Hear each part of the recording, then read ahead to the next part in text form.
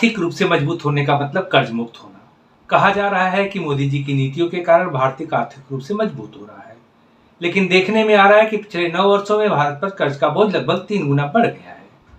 नमस्कार, आप देख रहे हैं अपनी बात अनिल के साथ।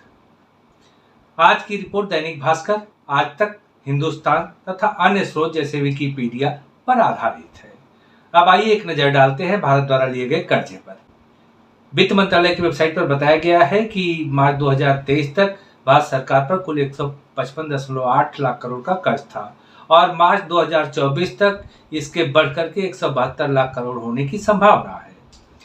वर्ष 2014 तक यह कर्ज मात्र 55 लाख करोड़ था, यानी पिछले 9 वर्षों में, या यूं कहें कि मोदी सरकार के अब तक के कार्यकाल में लगभग 3 गुना बढ़ गया है। और यह बात आपने टीवी डिबेट में लगभग सभी पार्टी प्रवक्ताओं से सुन ही लिया होगा, लेकिन अब जो मैं बताने जा रहा हूं वह शायद नहीं सुना होगा।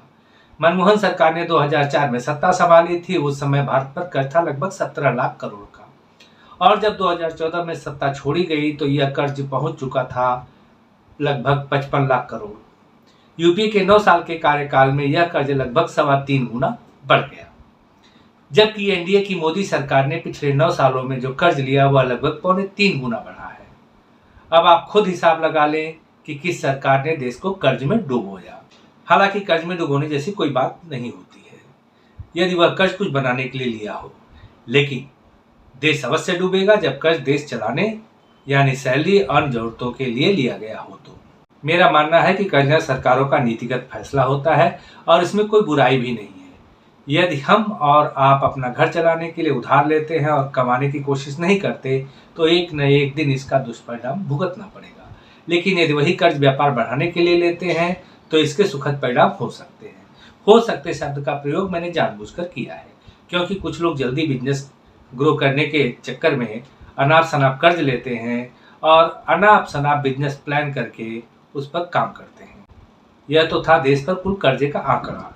अब थोड़ा विदेशी कर्ज को देखते हैं कि यूपी और एनडीए सरकार में कैसा रहा।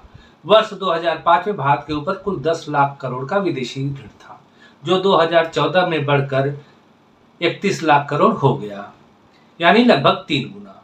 अब एनडीए के शासनकाल को देखते हैं कि 2014 से 2023 के बीच मोदी सरकार ने कितना कर्ज बढ़ाया। एनडीए की मोदी सरकार में 2014 से 2023 के बीच यह कर्ज बढ़कर लगभग 50 लाख करोड़ हो गया, यानी लगभग 1.5 गुना बढ़ा। पहले 31 लाख करोड़ था, अब ये 50 लाख करोड़ हो गया। आगे बढ़ने से पहले आप लोगों से अनुरोध है कि आप लोग वीडियो देखते तो हैं लेकिन लाइक नहीं करते। आपका अंगूठा नहीं घिसेगा जनाब लाइक करने से, लेकिन मुझे एनर्जी अवश्य मिल जाएगी।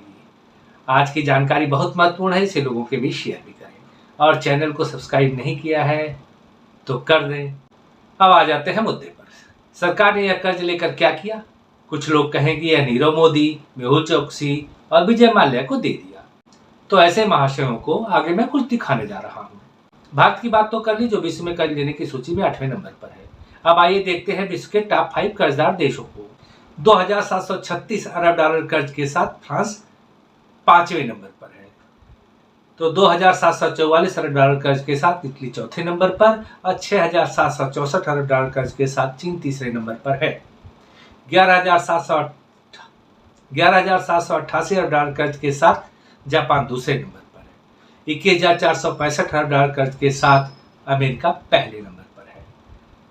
अब यहाँ ध्यान देने वाली बात है कि अमेरिका पर सबसे ज्यादा कर्ज है, जबकि इकोनॉमिक कंडीशन सबसे मजबूत उसकी है। अब ये जो देश कर्ज ले रहे हैं इनकी इकोनॉमिक कंडीशन टॉप 10 में है, अगर केवल इटली को छोड़ दे तो। अब देखते हैं कि सरकारों ने कर्ज लेकर किया क्या। 2014 में यूपीए के कार्यकाल में रोज लगभग 12.1 किलोमीटर सड़क बनती थी, जबकि एनडीए सरकार के समय यह लगभग 28.6 किलोमीटर रोजाना तक पहुंच गई। वैसे भारत ने सबसे तेज सड़क बनाने का विश्व रिकॉर्ड बनाया, जो एक दिन में 36.5 किलोमीटर सड़क बनाने का है। वर्ष 2014 तक देश में राष्ट्रीय राजमार्ग की कुल लंबाई 97,830 किलोमीटर थी, जबकि 2023 में यह लंबाई बढ़कर 1,45,155 किलोमीटर तक हो चुकी है। अर्थात 67 सालों में जो सड़क बनी थी उसका 50% सड़क पिछले 9 सालों में बनी।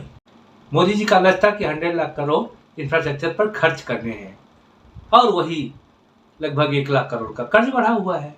रेल मार्गों के विद्युतीकरण पर भी सरकार के समय में बहुत काम हुआ है, लेकिन जो लोग कुछ करके नहीं दिखा पाते वो दूसरों पर उंगली दिखाने से बाज कैसे आए।